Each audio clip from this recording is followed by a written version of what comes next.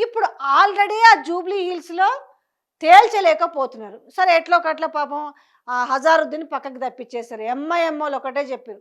హజారుద్దీన్‌కి ticket ఇయ్యొద్దు.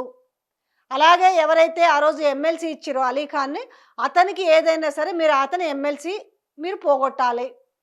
అయిపోయింది. ఆయన MLC పోయింది. ఈయనకి ఎమ్మెల్సీ ఇచ్చిరు. ఇది ఇది ఇది అంటే అదేమి ఇంక కన్ఫర్మ్ కాలా. ఇట్లా ఒక దెబ్బకి రెండు పిట్టల్లాగా ఇద్దరు ముస్లింలను ఆడ పక్కన పెట్టిర్రు. ఇక ఇప్పుడు ఎవరికివ్వాలే? లైనప్‌లో ఉన్నది నవీన్ యాదవ్. పెద్ద ఫ్లేర్ అప్ ఇచ్చే ప్రయత్నం చేసిర్రు. అసలు ఆహా! ఓహో! అని. ఆ నవీన్ యాదవ్ విషయానికొస్తేనేమో అక్కడ జస్ట్ కొంచెం ఆ యూసఫ్‌గూడ బస్తీ, ఆ చౌరస్తా వరకు తప్ప మిగతా ఎక్కడ కూడా ఏ డివిజన్‌లో కూడా ఆయన తెలవదు. ఇక రెండోదేమి పీసీసీ చీఫ్ ఏమంటాడు?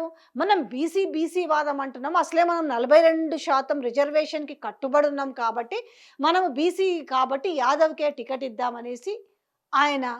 ఇక్కడేంటి? ఈయనేమో నేను డబ్బులు పెడతాను. మీకు 150,00,00,000 అంటే ఇదొక చర్చ. అంటే మీరు పక్కనే ఉండి ఏమన్నా విన్నారా అంటారు. నాకున్న సమాచారం మేరకు చెప్తున్నా నేను గూడా. అది గాంధీ భవన్‌లో జరుగుతున్న చర్చలు కావచ్చు, లోపట కార్యకర్తలు కావచ్చు, చిన్న పెద్ద లీడర్లు మాట్లాడుకుంటున్న చర్చని నేను మీ ముందు చెప్తున్నా.